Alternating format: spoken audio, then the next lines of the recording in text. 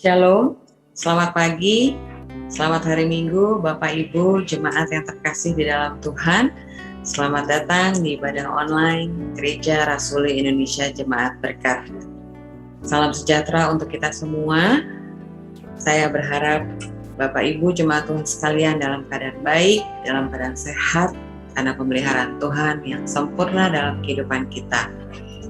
Ibadah pagi hari ini, Minggu 15 Agustus 2021, firman Tuhan akan dilayani oleh hambanya Bapak Pendeta Yosua Jab. Masih dalam bulan keluarga, tema kita pada pagi hari ini adalah konflik jadi berkat. Bapak Ibu jemaat Tuhan sekalian, mari kita siapkan hati kita, pikiran kita mau mempersembahkan waktu kita yang terbaik buat Tuhan, untuk kita boleh bersekutu, berjumpa dengan Tuhan pada pagi hari ini. Mari kita bersatu di dalam doa. Bapa yang baik, Bapa yang kami kenal dan kami sapa di dalam nama Tuhan Yesus. Selamat pagi Tuhan.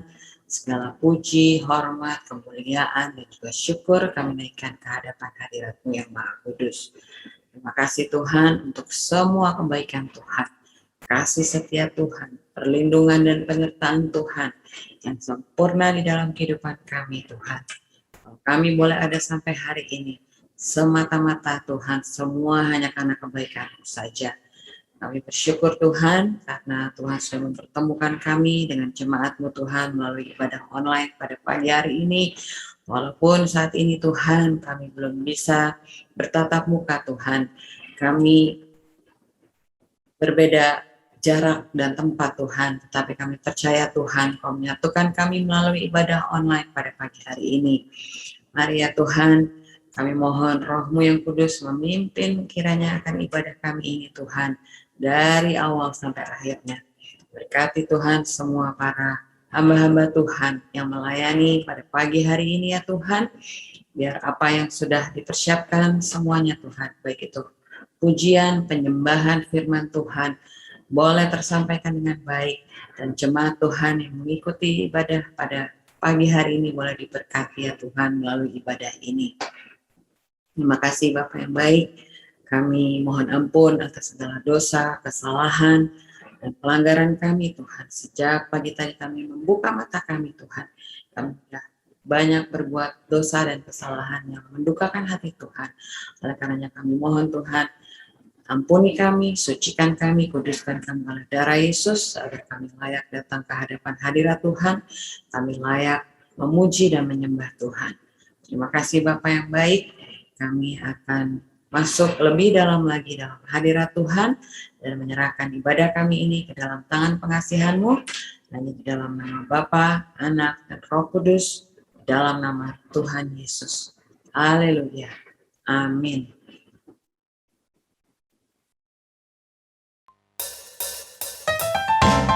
Selamat pagi Gribers, mari kita mau angkat pujian ini bersama-sama. Segala puji syukur hanya bagi-Mu Tuhan, sebab Kau yang layak dipuja. Kami mau bersorak, tinggikan nama-Mu.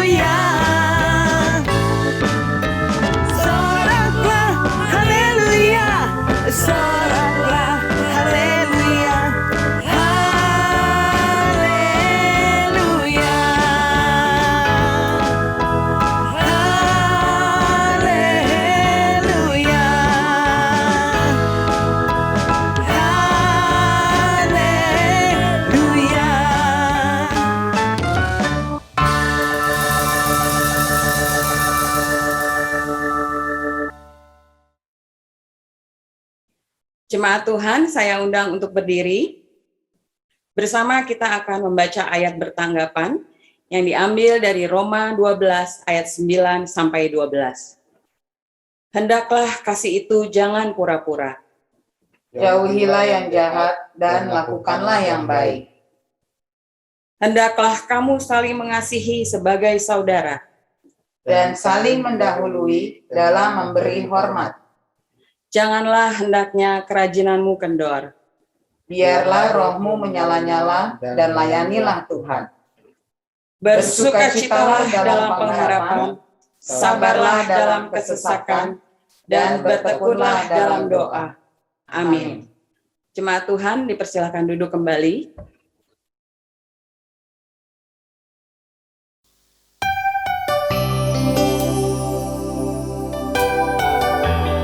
Jemaat Grip yang dikasihi Tuhan Yesus, baiklah kita akan masuk ke dalam firman Tuhan dan kebenarannya. Kita mau naikkan pujian ini bersama-sama. Haleluya.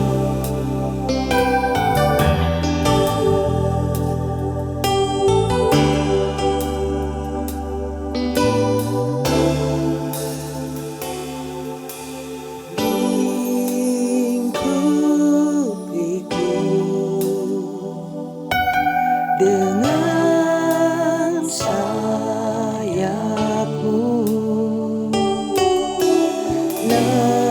naungiku dalam kuasamu di saat badai bergelora. Ku akan terbang bersamamu, Bapa Kau Raja atas semesta. Ku tenang sebab Kau Allahku.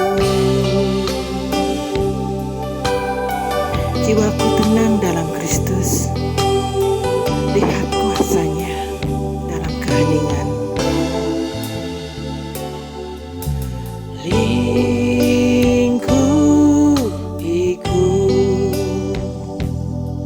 dengan sayapmu,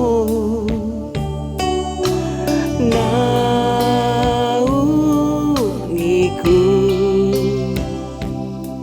dalam kuasamu di saat badai bergelora. Ku akan terbang bersamamu, Bapa Kau Raja atas semesta. Ku tenang sebab Kau Allahku.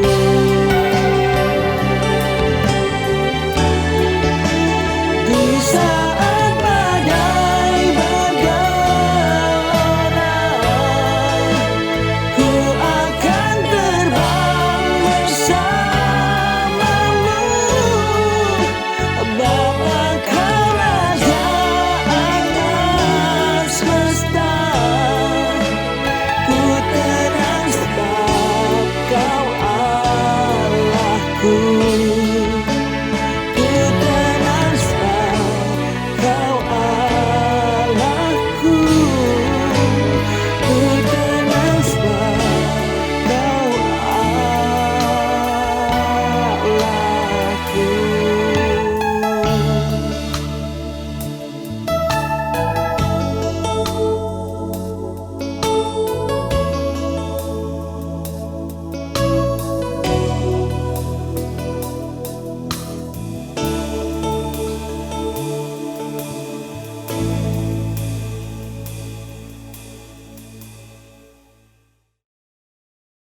Shalom, selamat pagi Bapak dan Ibu Saudara yang dikasihi oleh Tuhan, jemaat-jemaat Gereja Rasuli Indonesia Berkat, beserta simpatisan yang berkenan hadir pada ibadah online pagi hari ini. Puji nama Tuhan, kita tetap kembali boleh beribadah kepada Tuhan, meskipun masih dalam situasi pandemi dan kita melakukannya secara online. Bapak Ibu Saudara sekalian, salam bulan keluarga. Kiranya berkat dan anugerah serta damai sejahtera dari Allah menaungi keluarga Bapak dan Ibu serta saudara sekalian.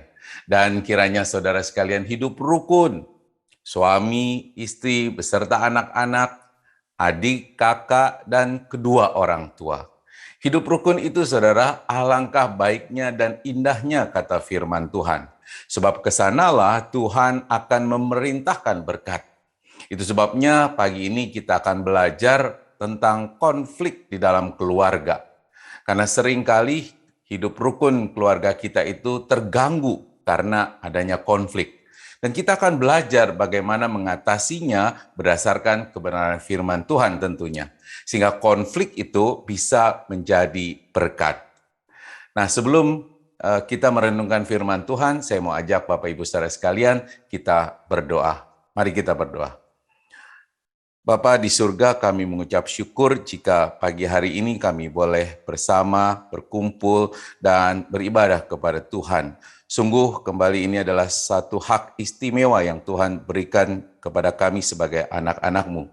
Tuhan, kami sudah memuji memuliakan nama-Mu dan kini saatnya kami akan duduk diam merenungkan firman Tuhan. Dan kiranya Roh Kudus yang memberikan kepada kami semua hikmat, bijaksana, marifat-Mu supaya kami boleh mengerti akan kebenaran firman itu. Dan biarlah kiranya Tuhan juga mengurapi hamba-Mu yang tidak ada apa-apanya ini, ya, dengan segala kekurangannya, biar kiranya dia boleh menyampaikan kebenaran firman Tuhan saja. Terima kasih ya Bapa, kami mau serahkan waktu ini sepenuhnya ke dalam tangan-Mu. Di dalam nama Tuhan Yesus kami berdoa dan mengucap syukur. Haleluya. Amin. Baik, Bapak dan Ibu Saudara sekalian, menurut Kamus Besar Bahasa Indonesia, konflik artinya adalah percekcokan, perselisihan, dan pertentangan.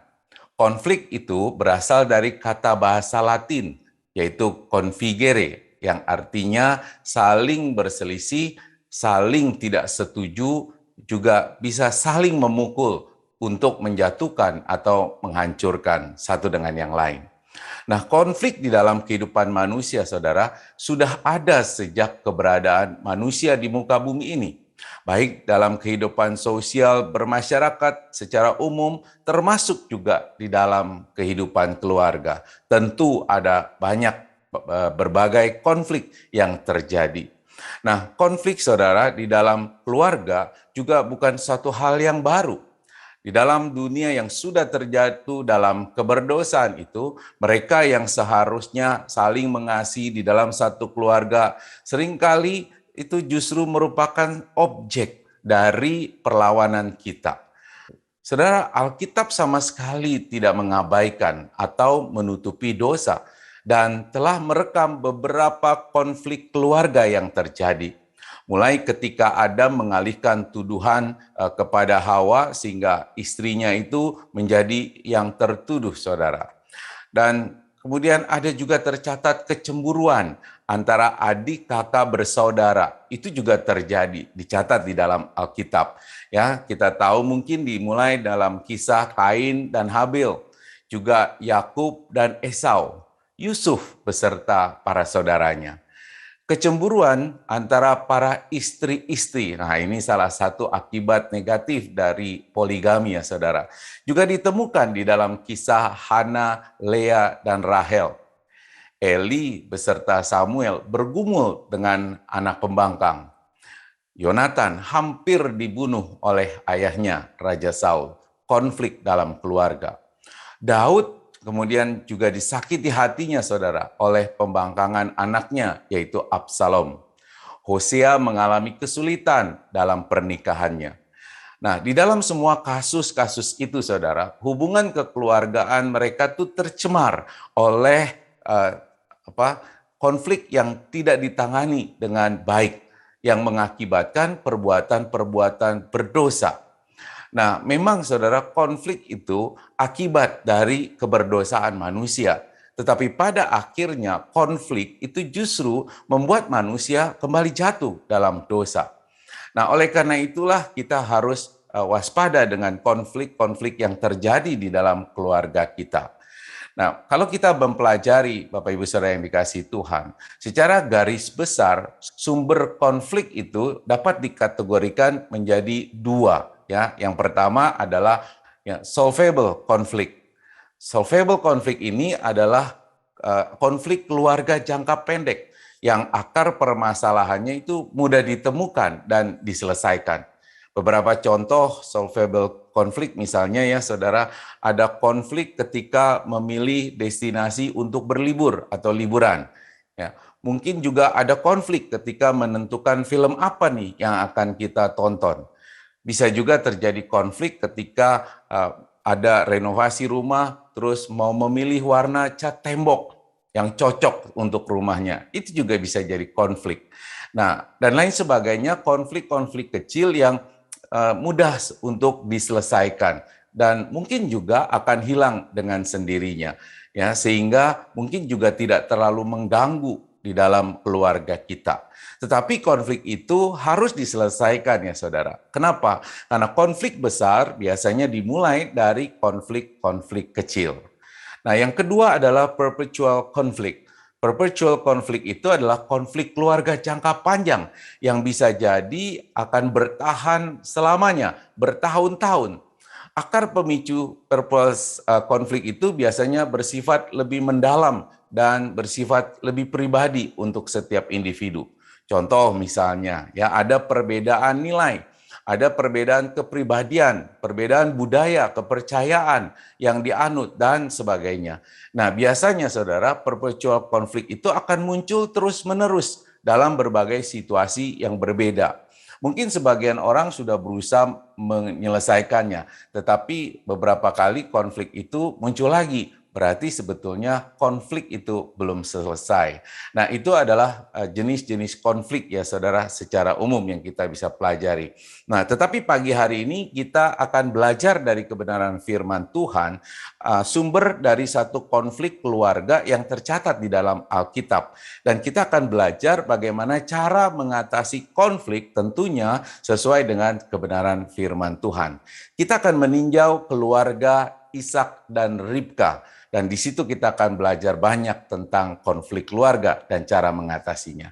Nah, sebelum kita membahasnya lebih lanjut, saya ingin mengajak saudara membaca dari firman Tuhan, yaitu Kejadian pasal yang ke-25. Kita akan baca dari ayat ke-24 sampai ke-28. Ya, saya akan baca buat saudara dan silakan saudara membacanya di rumah dengan bersuara. Demikian firman Tuhan. Kejadian pasal 25 ayat ke-24 sampai ke-28. Setelah genap harinya untuk bersalin, memang anak kembar yang ada di dalam kandungannya, keluarlah yang pertama, warnanya merah.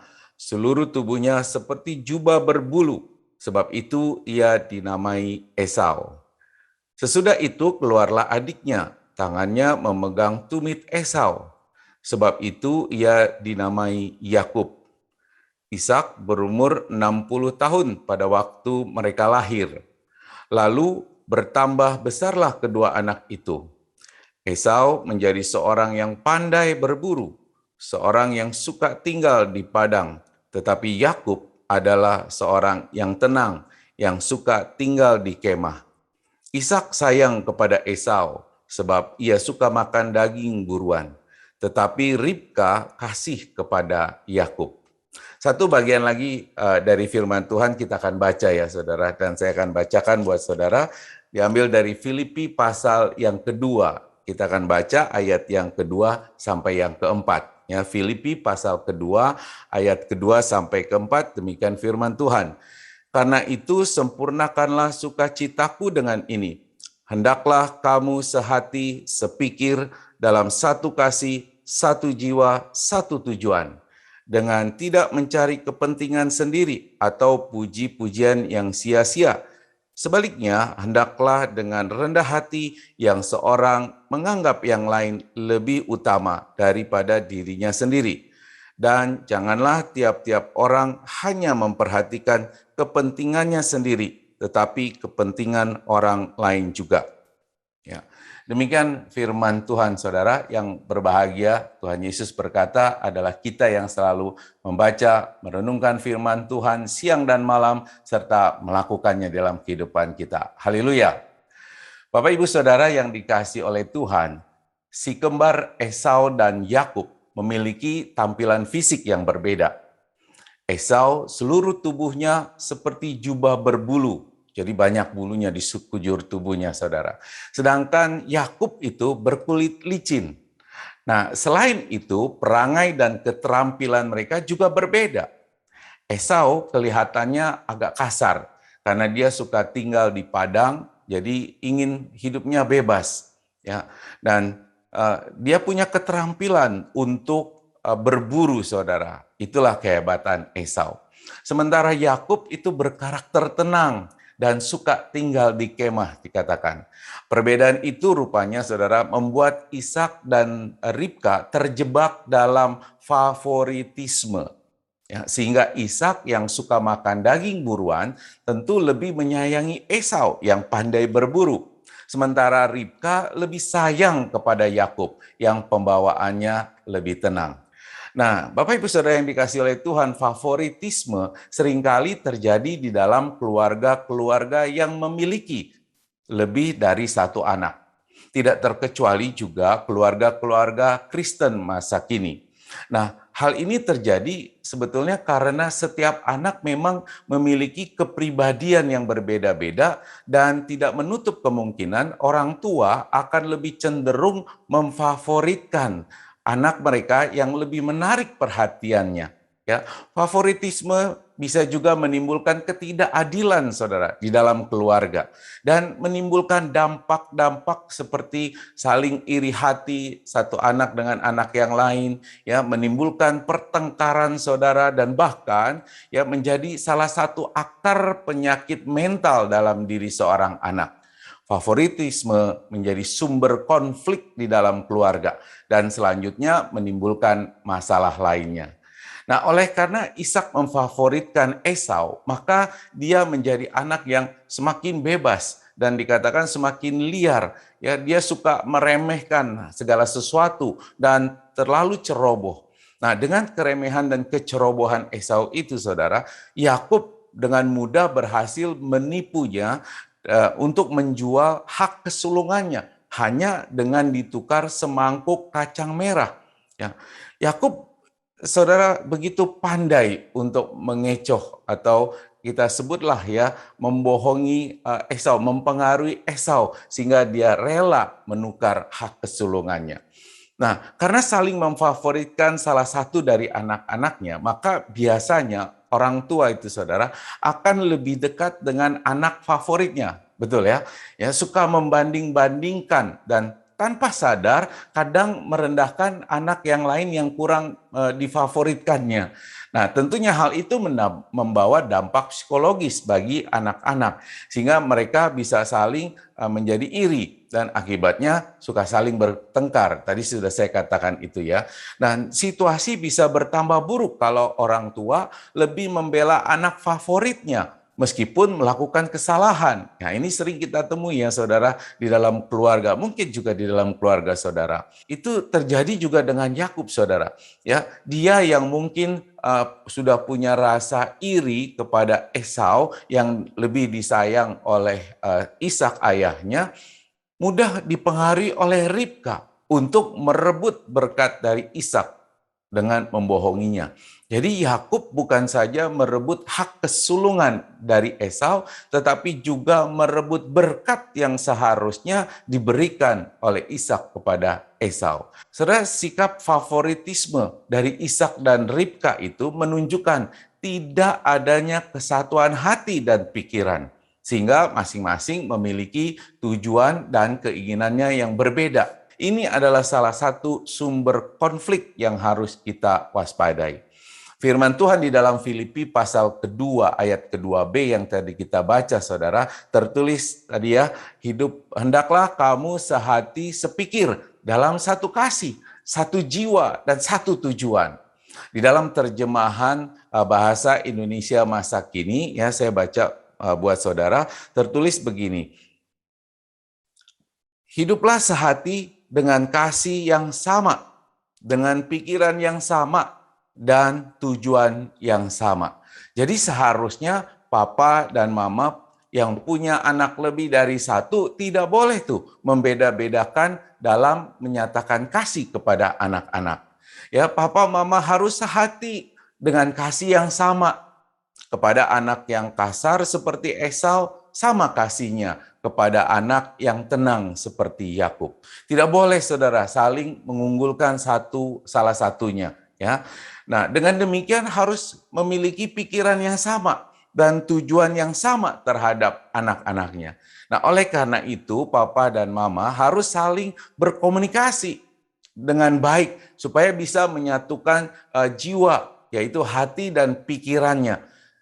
Suami istri yang tidak membangun komunikasi yang baik, saudara, akhirnya masing-masing punya pikirannya sendiri-sendiri, jalan masing-masing, punya tujuannya yang berbeda bahkan, ya, dan itu adalah sumber konflik yang akan mengganggu kerukunan rumah tangga. Benar ya, saudara? Nah, anak-anak juga harus melakukan kasih yang sama. Kasih kepada mama, ya, sama juga kasih kepada papa, kasih yang sama. Memang seringkali kita punya idola, ya. Kalau saya idolanya adalah mama saya. Ya. Mungkin saudara idolanya adalah papa saudara. Ya. No problem sebetulnya. Tetapi kita harus berusaha untuk melakukan kasih yang sama kepada mereka. Maka jika tidak, maka bisa timbul konflik saudara.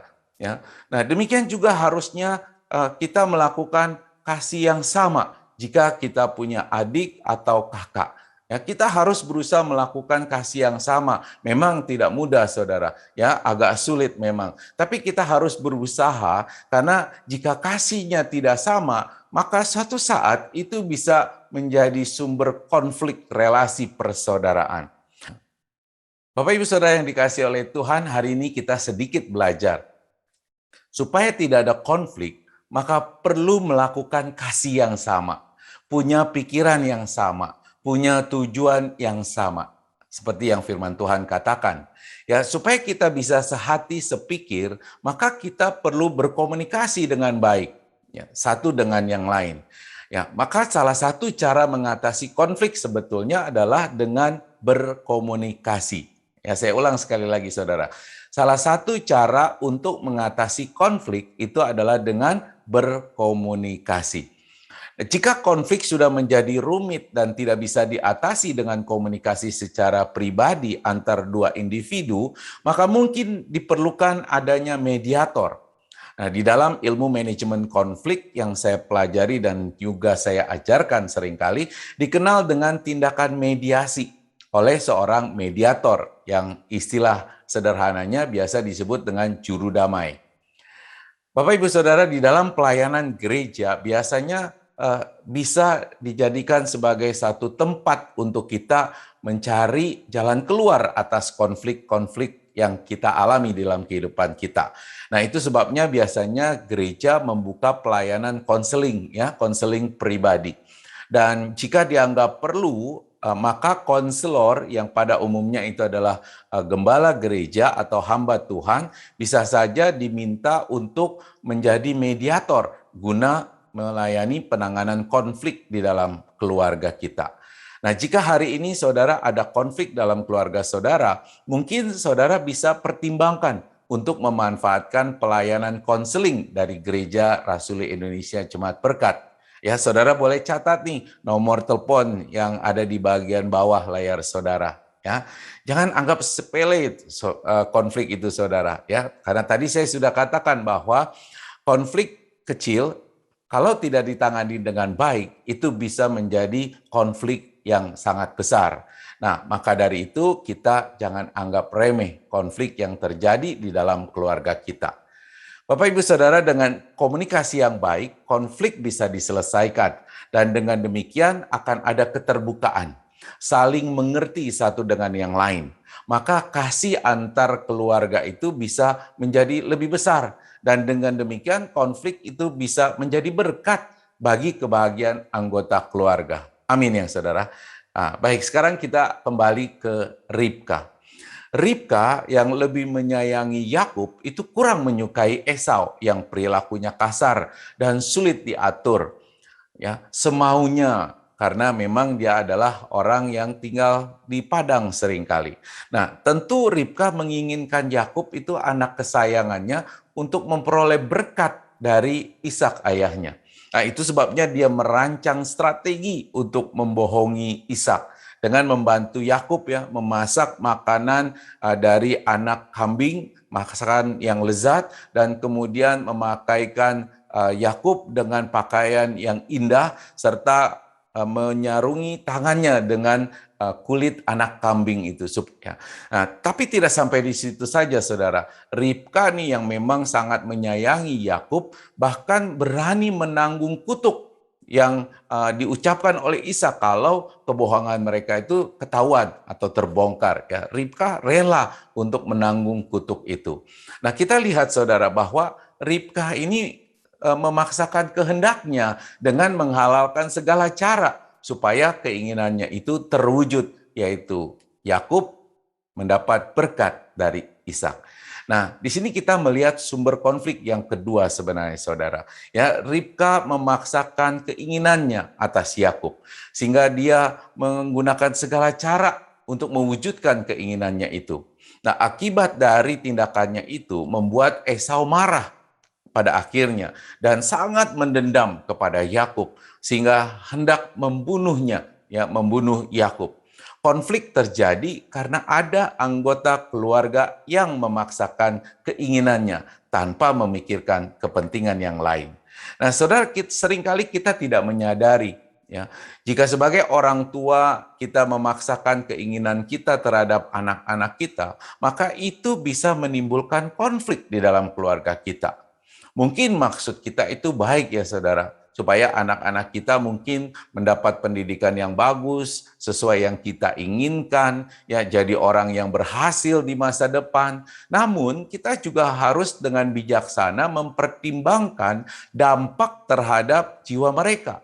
Mungkin seorang anak yang baik, dia akan ikut saja keinginan orang tuanya. Tetapi kita tidak pernah menyadari, mungkin di dalam hatinya, di dalam pikirannya, itu dia sangat menderita karena apa yang dia lakukan hanya untuk menuruti keinginan orang tua, padahal hatinya tidak sesuai dengan keinginan orang tuanya itu.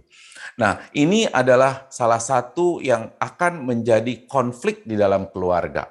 Demikian juga anak-anak. Seringkali anak-anak memaksakan keinginannya sendiri, sehingga seringkali mengabaikan nasihat orang tuanya, dan akhirnya menimbulkan pertengkaran dengan orang tuanya. Bahkan sampai ada anak tuh yang tega menyakiti orang tuanya hanya karena keinginannya tidak bisa terpenuhi.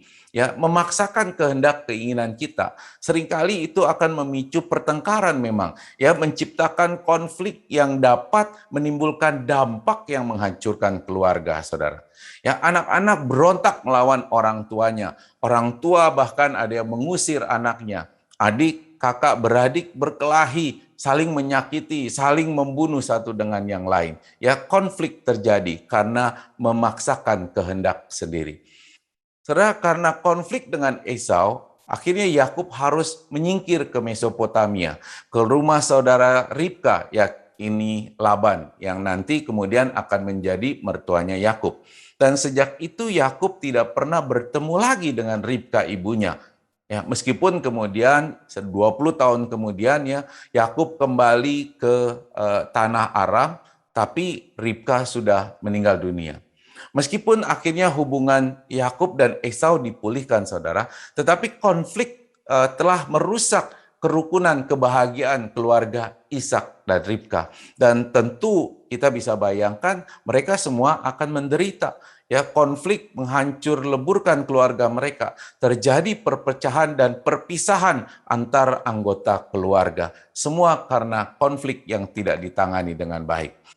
Nah, saudara, supaya tidak terjadi konflik di dalam keluarga, maka firman Tuhan di dalam Filipi 2 ayat ketiga dan keempat yang tadi kita sudah baca mengatakan demikian, saudara.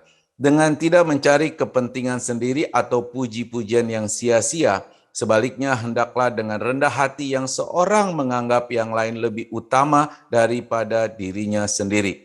Dan janganlah tiap-tiap orang hanya memperhatikan kepentingannya sendiri, tetapi kepentingan orang lain juga. Ya, di dalam Alkitab versi mudah dibaca, ya lebih jelas lagi saudara, dituliskan begini, saya baca buat saudara. Jika kamu melakukan sesuatu, janganlah mencari kepentinganmu sendiri atau untuk kebanggaanmu sendiri. Sebaliknya, rendahkanlah dirimu dengan menganggap orang lain lebih penting daripada dirimu sendiri. Janganlah kamu memikirkan kepentinganmu sendiri, tetapi pikirkanlah juga kepentingan orang lain. Nah, bagaimana kalau sudah terjadi konflik? Kalau tadi menghindari konflik, bagaimana kalau sudah terjadi konflik? Nah, sebelumnya kita sudah belajar, saudara, bahwa konflik itu dapat diselesaikan dengan cara berkomunikasi, ya, supaya ada kesatuan hati, kesatuan jiwa, kesatuan tujuan. Nah, supaya bisa terjadi komunikasi yang baik untuk menyelesaikan konflik, maka masing-masing pihak yang berseteru atau berkonflik itu harus merendahkan diri. Firman Tuhan katakan, tidak boleh mementingkan diri sendiri dan harus memikirkan kepentingan orang lain. Ya, itu tadi firman Tuhan katakan. Dan ini bukan satu perkara yang mudah, saudara. Tapi memang itu adalah perintah Tuhan. Maka jika ada konflik di dalam keluarga saudara, yuk mari kita sama-sama belajar untuk merendahkan diri. Ya, untuk supaya terjadi terbuka komunikasi. Papa, mama yang saling konflik selama ini harus saling mengungkapkan isi hati dan pikirannya tentang persoalan yang sebetulnya menjadi akar permasalahan konflik itu sendiri. Dan jika papa atau mama dituding salah, ya dengan kerendahan hati harus mau menerima dan merenungkannya. Ya, jangan justru malah membantah-bantah, nanti ribut lagi, ya nanti konflik lagi tambah besar. Dan saudara jangan juga katakan, aduh saya nggak sanggup, ya, saya nggak usahlah ngomong karena udah begitu besar, nggak mungkin bisa diselesaikan. Ya jangan bilang begitu saudara. Kenapa? Karena kita punya Tuhan yang Maha Kuasa, yang penuh kasih karunia, yang begitu dahsyat, begitu luar biasa. Ya kita harus minta pertolongan atau kekuatan dari Tuhan. Berdoa sebelum kita mencoba untuk membuka komunikasi. Nah, sebagai pria, saya mau menghimbau nih, ya para pria sebagai kepala keluarga untuk lebih dahulu merendahkan diri, meminta maaf untuk membuka komunikasi dengan istri saudara supaya kita bisa menyelesaikan konflik-konflik yang ada. Gak usah gengsi, saudara. Ya, kita harus belajar untuk merendahkan diri. Dan itu tidak akan membuat kita jadi kehilangan harga diri kok. Justru itu membuat kita malah makin dikatakan makin nampak dewasa karena begitu bijaksana kita mau merendahkan diri untuk meminta maaf kepada pasangan kita, istri kita. Ya, nah sebaliknya para istri sebagai wanita yang sebenarnya lebih kuat loh dari para pria. Ya, dari para suami, dekati suamimu dengan perkataan yang penuh kelembutan. Amsal 15 ayat 1 firman Tuhan katakan, jawaban yang lemah lembut itu meredakan kegeraman, tetapi perkataan yang pedas membangkitkan marah. Jadi meminta maaf dan jangan juga terus habis itu menuding-nuding, menyalah-nyalahkan lagi. Ya, supaya konflik bisa diselesaikan itu kita perlu belajar untuk merendahkan hati kita, ya, bahkan merendahkan diri kita.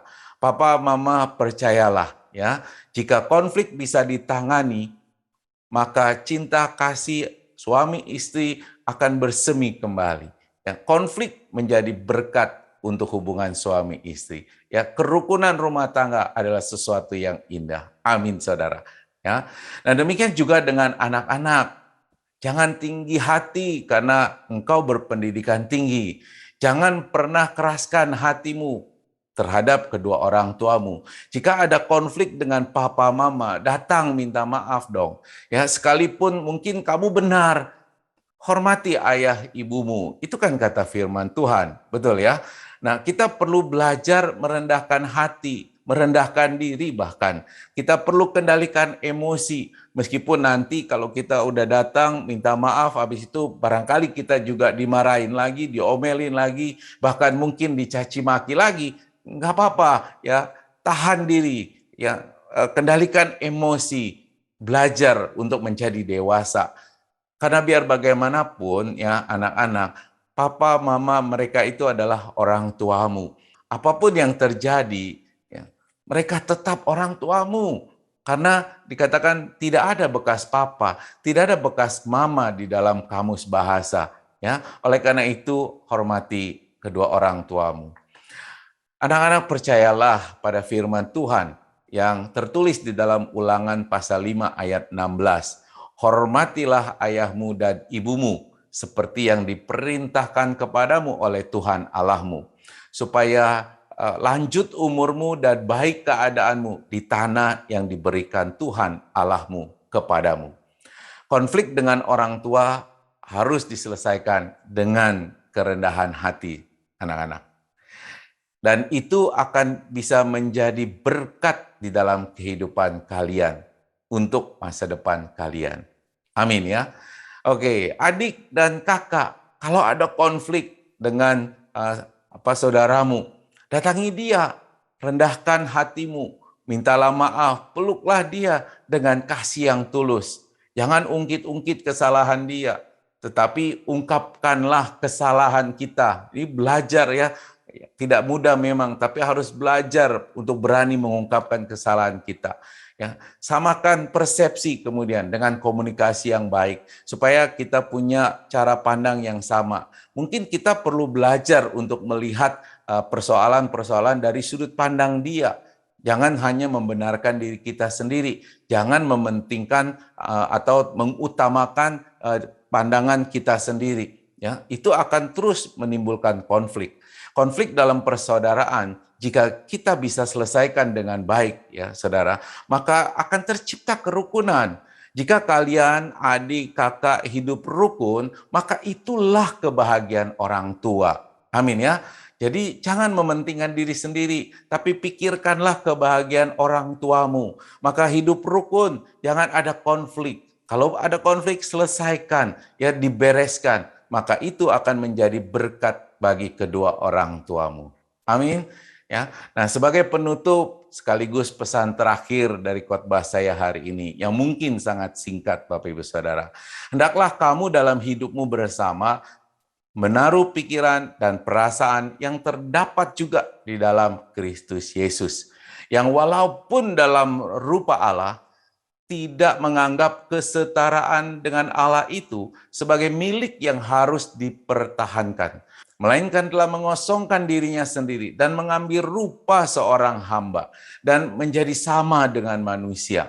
Dan dalam keadaan sebagai manusia, ia telah merendahkan dirinya dan taat sampai mati, bahkan sampai mati di atas kayu salib. Ini teladan yang penting bagi kita, saudara, untuk senantiasa mau merendahkan diri kita dan lebih mementingkan kepentingan orang lain. Kristus Yesus mati demi untuk dosa-dosa kita. Karena begitu besar kasih-Nya bagi saudara dan keluarga saudara. Dan karena Kristus Yesus begitu mengasihi kita, tentu Dia ingin kita hidup rukun dan bahagia bersama keluarga kita di dalam kasih Kristus. Bereskan konflik agar menjadi berkat bagi saudara dan keluarga saudara. Kiranya Tuhan Yesus memberkati kita semua. Amin. Sebelum kita berdoa, saya ingin mengajak Bapak Ibu Saudara sekalian untuk merenungkan kembali firman Tuhan yang kita sudah dengar hari ini. Ya, kita refleksikan firman Tuhan itu dengan memeriksa kehidupan kita, keluarga kita selama ini. Jika ada konflik di antara saudara dengan pasangan, dengan anak-anak, atau anak-anak dengan orang tua, atau adik, kakak, bersaudara, hari ini Tuhan ingin saudara belajar untuk merendahkan diri dan membereskan konflik di dalam keluarga saudara, supaya tercipta keluarga yang hidup rukun dan penuh kebahagiaan. Sehingga berkat-berkat Tuhan diperintahkan Tuhan kepada keluarga kita. Nah, sambil saudara merefleksikan diri dengan kebenaran firman Tuhan yang sudah kita dengar sambil mendengarkan lagu yang diputar untuk saudara.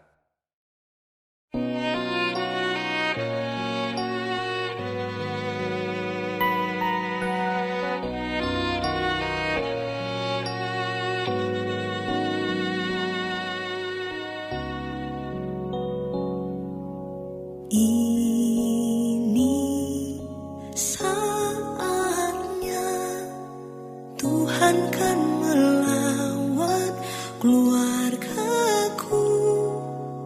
Ini waktunya pemulihan terjadi. Keluargaku milikmu, selalu berharga di matamu.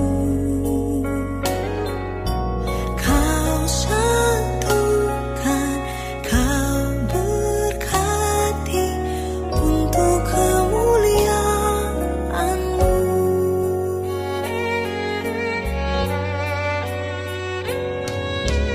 Ini saatnya Tuhan kan melawat keluargaku. Ini waktunya pemulihan terjadi. Keluargaku milikmu, selalu berharga di matamu. Kau satukan, kau berkati untuk kemuliaan-Mu. Keluargaku milikmu, selalu berharga di matamu. Kau satukan, kau berkati untuk kemuliaan-Mu.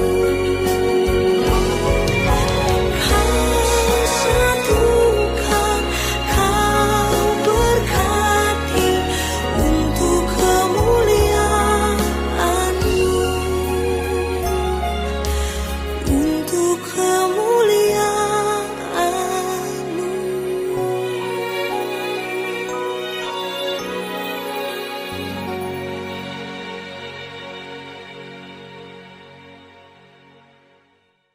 Jika Tuhan menggerakkan hati saudara di pagi hari ini dan menyadarkan bahwa ada banyak konflik yang mungkin selama ini terabaikan atau Anda sepelekan, maka pagi hari ini mari kita berkomitmen untuk membereskannya. Ya. Kalau mungkin ada konflik-konflik besar yang belum terselesaikan selama ini, maka pagi hari ini mintalah kepada Tuhan untuk memberikan kekuatan, kesanggupan, serta jalan keluar supaya konflik di dalam keluarga saudara bisa teratasi dengan baik. Jika pagi hari ini juga saudara disadarkan oleh Tuhan, ada konflik-konflik yang belum terselesaikan karena saudara masih menyimpan kepahitan, ya, kegetiran, mungkin juga iri hati, kebencian terhadap anggota keluarga yang lain, maka bangkit dari tempat dudukmu saat ini. Temui mereka. Suami, temui istrimu. Para istri, temui suamimu. Mintalah maaf kepada mereka, rendahkan dirimu.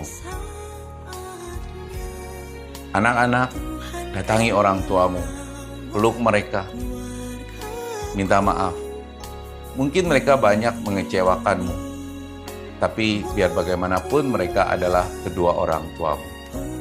Rendahkan dirimu, pikirkan kebahagiaan mereka. Adik, kakak yang mungkin banyak salah sehingga sering terjadi pertengkaran, itu adalah konflik di dalam kehidupan berkeluarga. Maka temui adikmu, temui kakakmu saat ini, peluk dia, minta maaf, tapi jangan mengungkit-ungkit kesalahannya. Kita bereskan konflik itu pagi hari ini di hadapan Tuhan. Ingat, kasih Tuhan begitu besar, sanggup untuk memulihkan keluarga kita. Konflik ketika kita tangani dengan baik dan kita minta pertolongan Tuhan, maka konflik itu akan menjadi berkat bagi keluarga kita. Mari kita berdoa. Bapa di surga, terima kasih buat firman-Mu yang singkat dan sederhana yang boleh kami renungkan di pagi hari ini. Kami sadar Tuhan bahwa selama ini mungkin kami menyepelekan konflik-konflik kecil yang terjadi di dalam keluarga kami, yang pada akhirnya itu memicu menjadi besar, sehingga kerukunan kebahagiaan keluarga kami terganggu.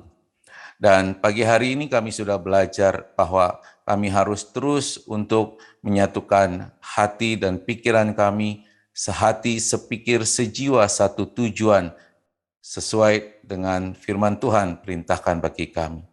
Oleh karena itu ya Bapak, ajar kami beserta keluarga kami pada pagi hari ini untuk merendahkan diri, sebagaimana Tuhan juga sudah menjadi teladan dengan merendahkan dirimu Tuhan, untuk menjadi manusia. Engkau yang adalah Allah, tapi Engkau rela untuk menjadi manusia demi untuk menebus dosa-dosa kami. Siapalah kami Tuhan yang seringkali menyombongkan diri, merasa diri kami sudah hebat, mementingkan keinginan-keinginan kami sendiri, bahkan memaksakannya kepada orang lain.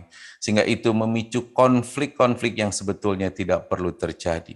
Tuhan, ampuni kami yang seringkali keras hati, yang seringkali tidak bisa mengendalikan emosi, sehingga terjadi begitu banyak masalah di dalam keluarga kami.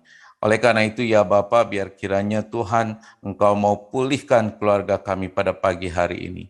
Ada banyak konflik yang mungkin tidak bisa diselesaikan dalam waktu yang cepat, tapi kami percaya kalau kasih Tuhan ada di tengah-tengah keluarga kami, maka dengan kasih yang sama kami boleh terus membina hubungan kekeluargaan yang berdasarkan kasih Kristus.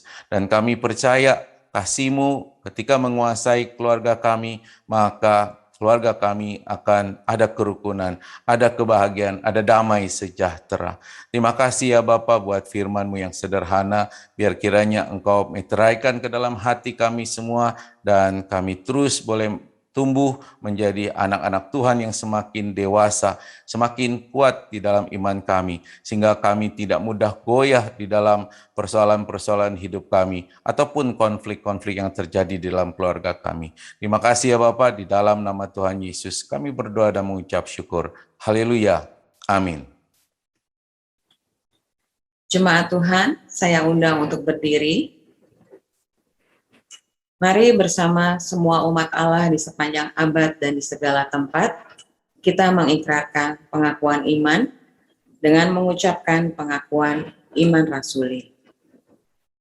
Aku percaya kepada Allah, Bapa yang Maha Kuasa, Khalik langit dan bumi, dan kepada Yesus Kristus, anaknya yang tunggal Tuhan kita, yang dikandung daripada Roh Kudus, lahir dari anak darah Maria, yang menderita sengsara di bawah pemerintahan Pontius Pilatus, disalibkan, mati dan dikuburkan, turun ke dalam kerajaan maut. Pada hari yang ketiga, bangkit pula dari antara orang mati, naik ke surga, duduk di sebelah kanan Allah, Bapa yang Maha Kuasa, dan akan datang dari sana untuk menghakimi orang yang hidup dan yang mati.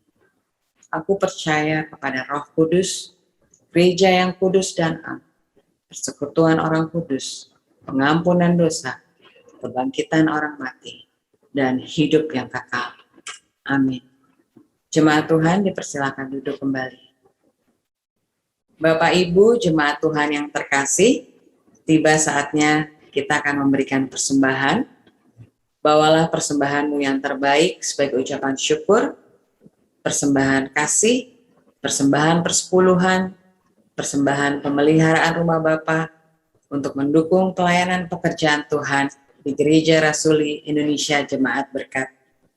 Bapak Ibu dapat mentransfernya melalui rekening gereja dan QR Code yang tertera di layar.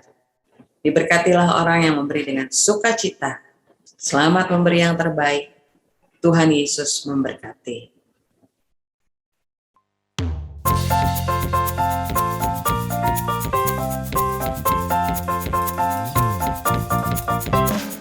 Tiada terukur besar kasih setiamu Tuhan. Panjang dan lebarnya melebihi lautan. Jauh tinggi mengatasi langit, dalamnya tak dapat ku selami. Kasih setiamu besar selamanya. Kasih setiamu besar selamanya.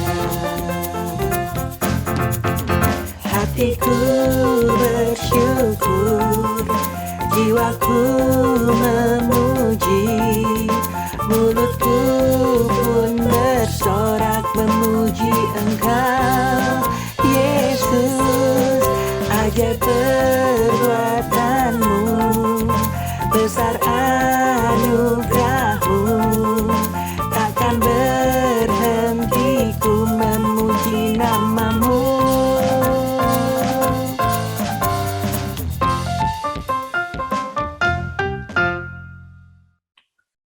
Baik, terima kasih untuk persembahan Bapak Ibu Saudara sekalian. Tuhan Yesus memberkati. Dan kami tetap mengharapkan Bapak Ibu mendukung penggalangan dana gereja kami lewat program celengan ataupun janji iman, Saudara.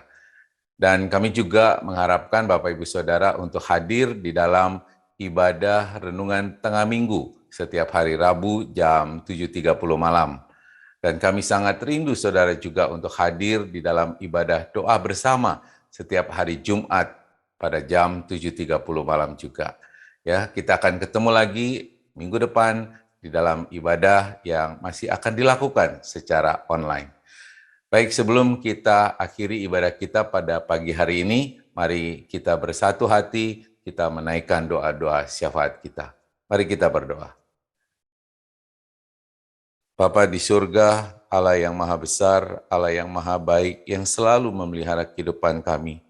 Terima kasih untuk ibadah kami yang boleh berlangsung dengan baik pada pagi hari ini ya Tuhan. Dan kami bersepakat pagi hari ini untuk memohon kepada Tuhan, memohon belas kasihan Tuhan untuk bangsa dan negara kami yang masih diliputi oleh pandemi COVID-19, dan masih begitu banyak orang-orang yang terpapar sampai hari ini. Kami memohon kiranya Tuhan menolong kami semua, bangsa dan negara kami ini dengan menghalau virus corona ini secepatnya sesuai dengan kehendak dan rencana Tuhan. Kami juga memohon kiranya Tuhan memberkati Bapak Presiden Joko Widodo beserta seluruh jajaran pemerintahan sampai ke tingkat-tingkat desa, supaya mereka tidak jemu-jemunya dan terus bersemangat untuk memerangi COVID-19 ini, sekaligus juga untuk berusaha menjaga perekonomian bangsa dan negara kami ini ya Bapak. Kami mohon kiranya Tuhan memberikan hikmat buat mereka, supaya apa yang mereka pikirkan dan mereka rancangkan dan mereka lakukan hanyalah untuk kemajuan bangsa dan negara kami ini. Terima kasih ya Bapak. Kami juga berdoa untuk para tenaga kesehatan yang ada di garda terdepan untuk memerangi COVID-19 ini, juga merawat mereka-mereka yang terpapar COVID-19. Kiranya Engkau memberikan kesehatan yang baik untuk para tenaga kesehatan Tuhan, supaya mereka boleh terus menjalankan tugasnya dengan sebaik-baiknya. Terima kasih ya Bapak. Kami juga berdoa Tuhan untuk gereja kami, Gereja Rasuli Indonesia Berkat, yang sampai hari ini masih membutuhkan dana yang begitu besar untuk menutupi kewajiban-kewajiban operasional gereja kami. Kami percaya Tuhan, Engkau punya rencana yang jauh lebih indah dari yang bisa kami pikirkan. Dan kami juga percaya Engkau akan menyediakan segala sesuatunya sesuai dengan waktu dan rencana Tuhan. Kami juga berdoa untuk Bapak Gembala Pendeta Renaldo Panggabean, biarlah kiranya Tuhan juga memberkati pelayanannya, Engkau pakai dia lebih dahsyat lagi untuk kemuliaan nama Tuhan. Berkati apa yang dikerjakannya, apa yang dilakukannya, studinya Tuhan, juga berkati istri dan juga anak-anaknya, kiranya Engkau anugerahkan kesehatan yang baik dan juga damai sejahtera sukacita yang daripadamu. Berkati juga Pendeta Horasiaan ya Bapa, berkati pelayanannya sehingga dia juga boleh Tuhan pakai untuk memuliakan nama Tuhan. Berkati istri dan kedua anaknya, mereka boleh berkecukupan karena pemeliharaan Tuhan. Mereka juga Tuhan anugerahkan kesehatan yang baik serta sukacita di dalam keluarga mereka. Berkati juga para majelis dan pengurus gereja kami ya Bapa, supaya mereka terus bersemangat untuk melayani, sekalipun semuanya boleh dilakukan secara online, tapi tidak mengurangi semangat mereka untuk melayani Tuhan. Berkati juga jemaat-jemaat Tuhan yang hadir pada pagi hari ini, kiranya Engkau juga yang memelihara mereka dan memberikan kesehatan yang baik bagi mereka. Apabila mereka ada banyak masalah di dalam kehidupannya, kiranya Engkau berkenan untuk memberikan jalan keluar yang terbaik ya Bapa.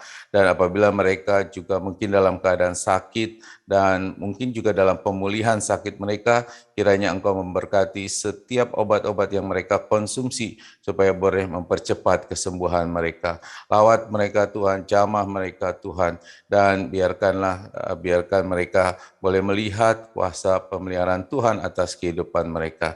Terima kasih ya Bapak, kami juga berdoa Tuhan untuk saudara-saudara kami yang mungkin sudah undur dari hadapan Tuhan. Kiranya Engkau memberikan satu kerinduan di hati mereka, supaya pada kesempatan berikutnya di minggu yang akan datang, mereka punya satu keinginan beribadah bersama-sama dengan kami. Terima kasih ya Bapak, ada begitu banyak permohonan yang kami ingin naikkan di hadapan Tuhan. Tapi kami percaya Engkau mengetahui setiap isi hati kami, setiap apa yang kami pikirkan, dan biarlah kiranya kehendak-Mu saja yang terjadi, bukan seperti apa yang kami kehendaki. Terima kasih ya Bapa, inilah doa-doa kami yang kami naikkan di dalam nama Tuhan Yesus Kristus yang sudah mengajar kami berdoa. Bapa kami yang di surga, dikuduskanlah nama-Mu, datanglah kerajaan-Mu. Jadilah kehendak-Mu di bumi seperti di surga. Berikanlah kami pada hari ini makanan kami yang secukupnya, dan ampunilah kami akan kesalahan kami, seperti kami juga mengampuni orang yang bersalah kepada kami. Dan janganlah membawa kami ke dalam pencobaan, tetapi lepaskanlah kami daripada yang jahat, karena Engkaulah yang mempunyai kerajaan dan kuasa dan kemuliaan sampai selama-lamanya. Haleluya. Amin. Baik, saya undang Bapak Ibu Saudara sekalian untuk bangkit berdiri. Kita akan menutup ibadah kita pagi hari ini dengan menerima berkat dari Tuhan. Mari sekarang angkat kedua tanganmu, tengadahkan wajahmu, arahkan hati dan pikiranmu, terima serta aminkan berkat dari Tuhan.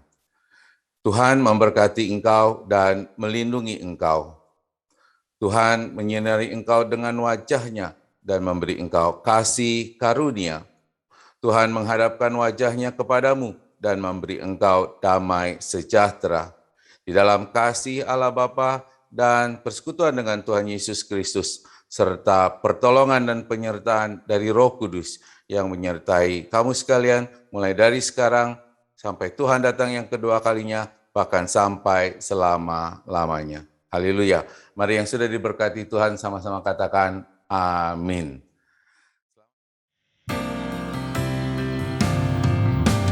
Terima kasih.